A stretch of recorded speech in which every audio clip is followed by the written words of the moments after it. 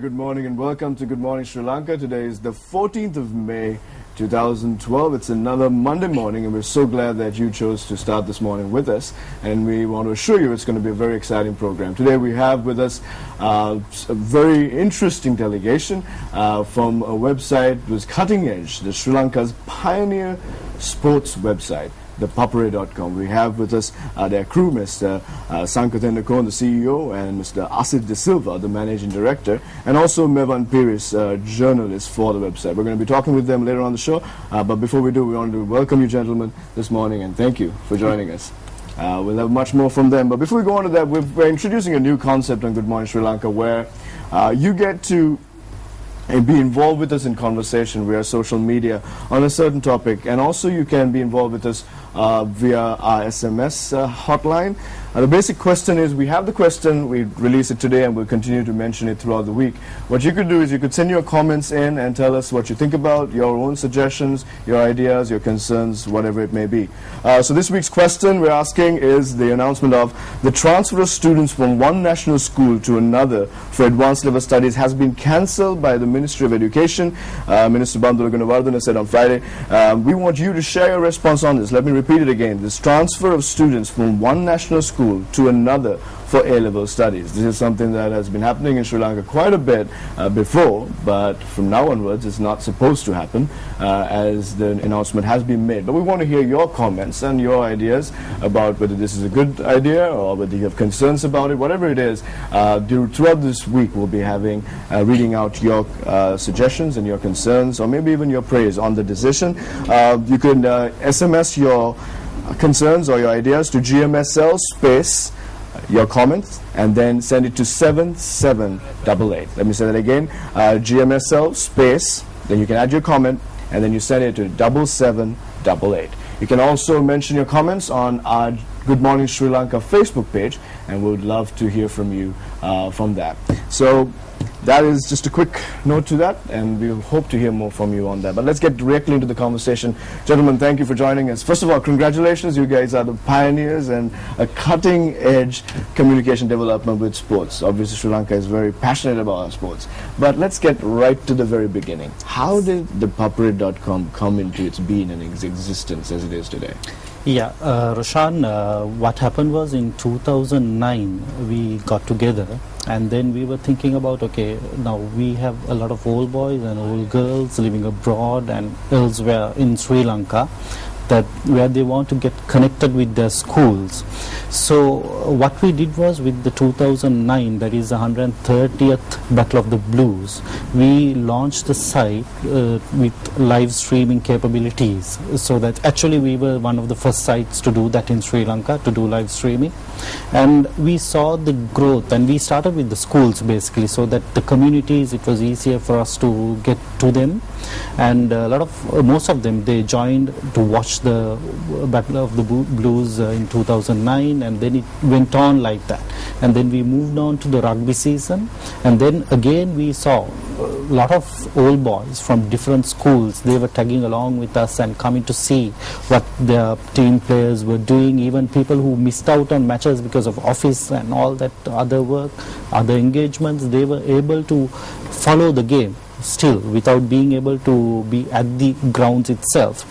So likewise we steadily progressed year on year, and in the process we have introduced new projects, events and things like that, and we have given value additions, and we have been able to rally around a lot of old boys and old girls for different sports to our website. So that's how we have been going on. Alright, so since 2009, from the Battle of the Blues, that was the inception, so the Royal Tournament, massive fiesta it is, and then you also have this huge diaspora community watching in. Exactly. But now it's become, like you said, much bigger than that, and it's much bigger to a point that you guys are one website that most Sri Lankans who are passionate about sports go to get the latest information. So let's talk about the current rugby scene, because that's what's big and hot right now in the news, local school rugby.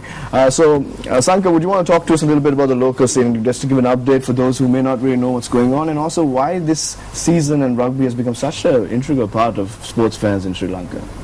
Well, first of all, the schools league is currently underway, and the club season will start in June. and we just finished our stint, national stint at the Asian Five Nations in Philippines, where unfortunately we lost to the host in the final game.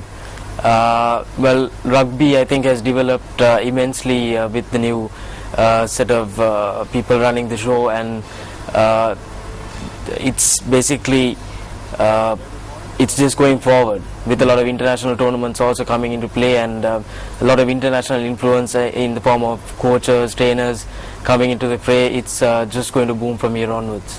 You're talking especially about the school league, and I think most of the talent, starts brimming from there. What are some of the teams that viewers should look out for this year, and why are they strong in your opinion? Well, in my opinion, and I think many others will also agree, that Sri Lanka has one of the best schools tournaments in Asia, and it's very competitive compared to the others. A lot of people follow the game, and they're still connected with the game.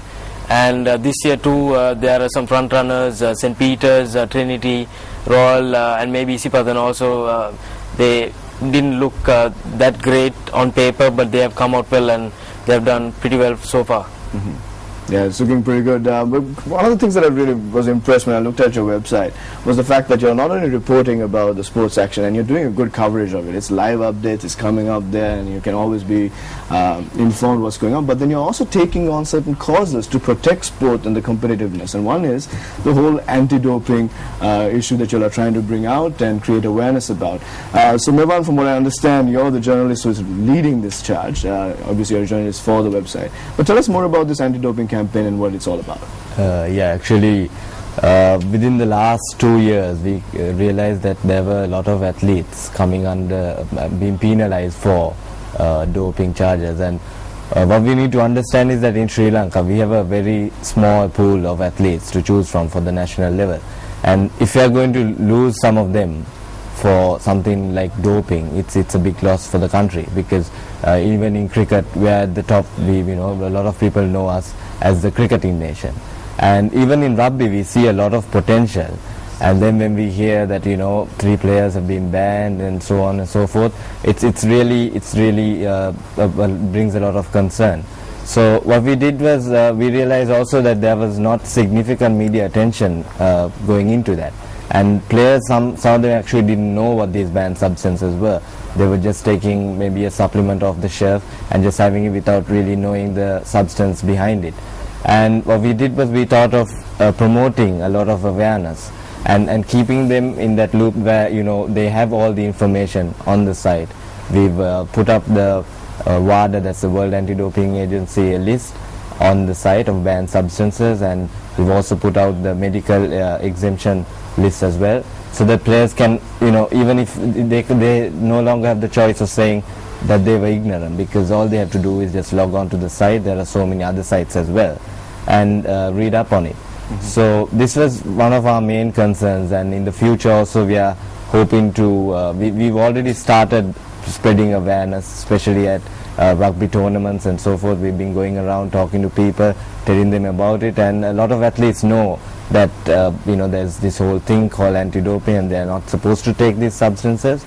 So in the future what we're going to do is we're going to maybe organize some events to spread more awareness, especially within the schools and club segment.